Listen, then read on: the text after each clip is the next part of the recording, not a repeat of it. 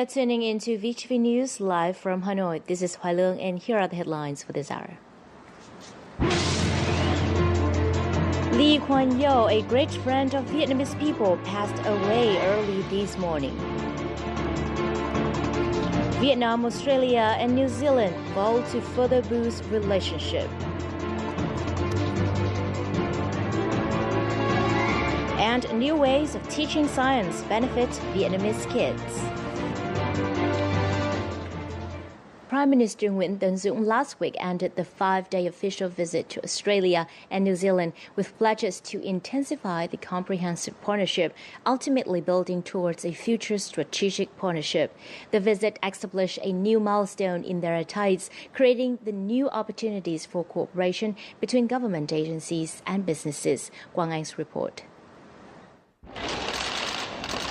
During the visit, Vietnamese Prime Minister had meetings with Australian and New Zealand counterparts Tony Abbott and John Key. The meetings reached consensus on cooperation in various fields, including peacekeeping, energy security, climate change, education, trade, and others. We agreed to boost cooperation in many areas of our strength, including education and training, construction, processing industry, tourism, agriculture, and husbandry. As a developing country, Vietnam needs huge resources for development. During this official visit, Australia has pledged to continue ODA to Vietnam in prioritized areas of human resources and traffic infrastructure development. Meanwhile, New Zealand hopes to boost cooperation with Vietnam in the aviation sector. ODA is among the most important resources for development.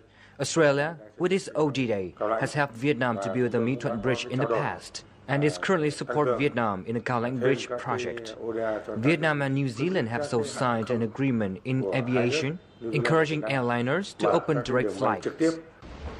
Vietnam and Australia also agreed to boost cooperation in mining, which is expected to allow Vietnamese businesses to make investment in Australia and satisfy the domestic energy demand. In the coming time, Vinacomin's coal production will not meet the domestic demand. Therefore, we need to seek sources abroad, and Australia is #1 on the list. Also, Vinacomin may be allowed to invest in Australian mines to increase supplies of coal for the domestic demand. Education is among the major areas of cooperation between Vietnam, Australia, and New Zealand. Pledges to further strengthen the comprehensive partnership this time resulted in cooperation agreements for improving vocational training, education standards, and further student exchanges in the coming time.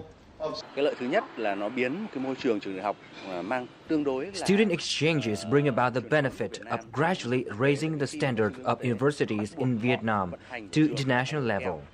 Secondly, Vietnamese students will have more chances to improve their capacity when studying together with foreign students. In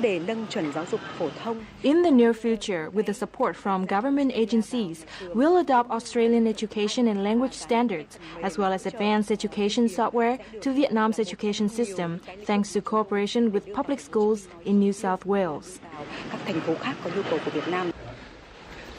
Vietnam has laid a firm foundation for bilateral ties with Australia and New Zealand for the last 40 years. The three countries are in the middle of the negotiation process for Trans-Pacific Partnership, or TPP, and Regional Comprehensive Economic Partnership, RCEP. In the joint statements, Vietnam and Australia vow to enhance the comprehensive partnership, while the country hopes to boost bilateral trade turnover with New Zealand to $1.7 billion in 2020.